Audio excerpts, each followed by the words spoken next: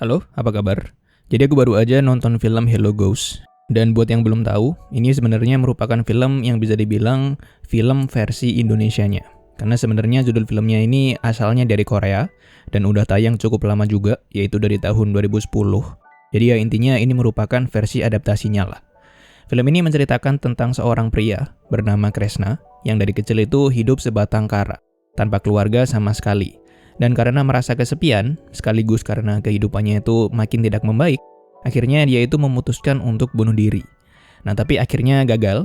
Kemudian dia mencoba bunuh diri lagi, tapi akhirnya gagal lagi. Berkali-kali seperti itu, sampai akhirnya bukannya berhasil meninggal, tapi dia malah jadi bisa ngelihat hantu. Dan dari situ, bisa dibilang kehidupannya Kresna cukup berubah. Nah, pertama-tama, jujur aja aku belum nonton untuk versi Koreanya. Jadi udah pasti pengalaman nontonnya akan beda sama orang-orang yang udah punya referensi dari versi yang aslinya, terutama ya untuk ceritanya itu sendiri. Apalagi kan ternyata ada plot twist yang cukup mengagetkan di bagian akhir film, yang mana aku rasa kalau udah nonton versi Koreanya, kayaknya nggak akan jadi terlalu kaget juga gitu.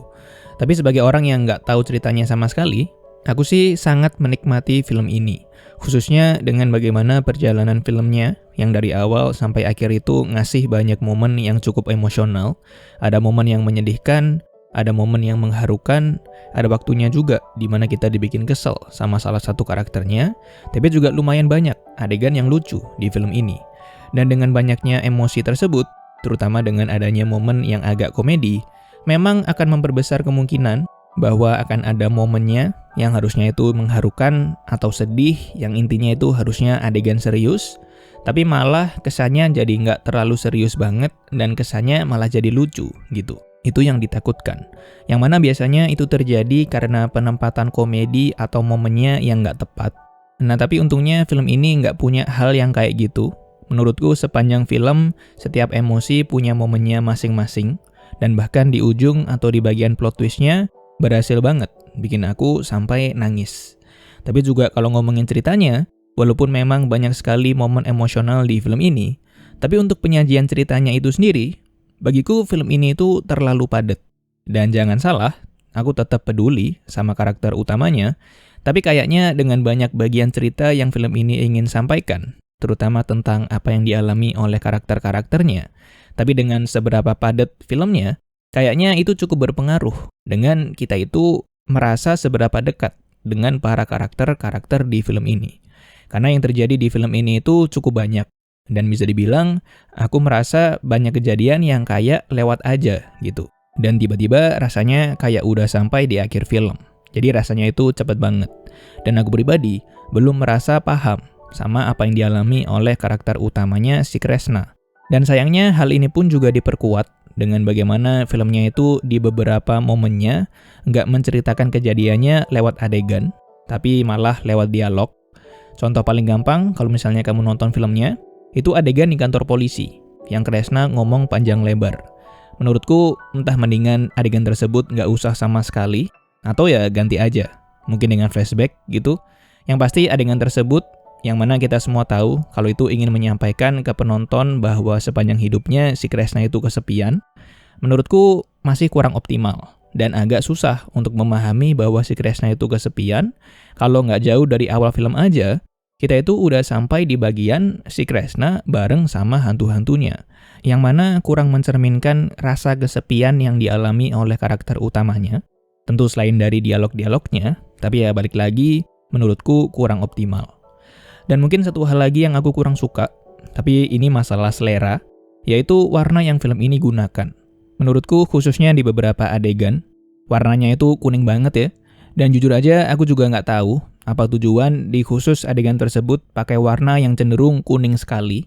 Kalau ingin melambangkan kesedihan, kayaknya juga nggak mungkin. Karena kan kalau kesedihan harusnya ya lebih ke warna biru atau mungkin abu gitu. Dan secara keseluruhan, aku merasa atmosfernya itu jadi kayak film-film jadul gitu. Apalagi dari set atau latar tempat yang film ini gunakan juga banyak tempat-tempat yang kelihatan udah tua banget. Kayak salah satunya rumah sakit. Tuh bangunan kelihatan kayak udah berdiri dari zaman Belanda. Ya walaupun aku nggak tahu juga sih, apa mungkin latar waktunya itu emang beneran udah di zaman dulu. Tapi ya intinya menurutku bisalah dicerahin dikit untuk warnanya. karena itu beneran kuning banget. Tapi selain semua hal itu, seperti yang tadi aku juga udah bilang, sebenarnya kan aku juga udah dibikin nangis sama film ini. Dan salut juga sama perannya si Onadio Leonardo sebagai pemeran utama. Aku nggak tahu apakah ini merupakan film pertamanya atau udah pernah main film sebelumnya, khususnya sebagai pemeran utama. Di film ini memang ada waktunya, aktingnya Onat kayak kerasa kaku, tapi itu pun ya cuma di awal-awal dan nggak lama juga. Makin ke belakang udah makin kelihatan bagus dan kerasa lebih natural. Kemudian kalau ngomongin aktor-aktor lainnya, kayaknya nggak ada yang perlu diomongin lah ya. Namanya juga nama-nama besar semua, jadi ya nggak ada yang perlu dipertanyakan lah. Tapi khusus untuk Enzi Storia, yang berperan sebagai Suster Linda, di film ini itu aktingnya bagus banget. Ketika sedih, kelihatan sedih banget. Ketika kesel, juga kita tahu kalau ini orang kelihatan kayak emang mau marah gitu. Dan nggak usah untuk adegan-adegan yang sangat emosional. Adegan-adegan yang dalam tanda kutip sepele aja.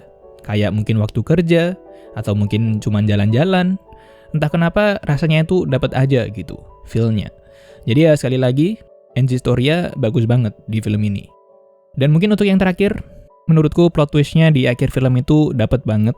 Cukup bikin kaget, walaupun ya jujur aja, aku pribadi udah bisa nebak arah ceritanya itu mau kemana, bahkan dari pertengahan film. Dan bukan karena saya pinter banget, tapi karena filmnya sendiri emang kayak berusaha ngasih tahu banget ke penonton. Sebenarnya arah ceritanya itu akan seperti apa. Dan lagi-lagi paling sering ngasih clue atau petunjuk filmnya itu dari dialognya. Aku pribadi sih kurang suka, karena ya jadi ketebak banget, dan efek kejutnya bisa dibilang jadi agak berkurang. Tapi dengan itu pun, aku masih berhasil dibikin nangis ya. Jadi ya kayaknya ini merupakan salah satu film dari cukup banyak film yang aku tonton, yang aku sebenarnya punya cukup banyak keluhan dari beberapa aspek di filmnya, tapi aku tetap menikmati filmnya, gitu. Kayak kemarin salah satunya itu Elementalnya Pixar. Aku juga punya cukup banyak keluhan, tapi itu film menurutku tetap bagus. Tapi balik lagi untuk film Hello Ghost ini, sebenarnya cuman dari ceritanya sendiri pun emang udah mengharukan banget. Jadi berhasil lah untuk bisa bikin nangis kalau misalnya kamu nggak tahu ceritanya sama sekali. Jadi silakan tonton filmnya kalau misalnya kamu tertarik, dan tentu kamu juga punya pendapat sendiri. Dan terima kasih banyak sudah menyempatkan waktunya untuk menonton, dan semoga bahagia selalu semuanya.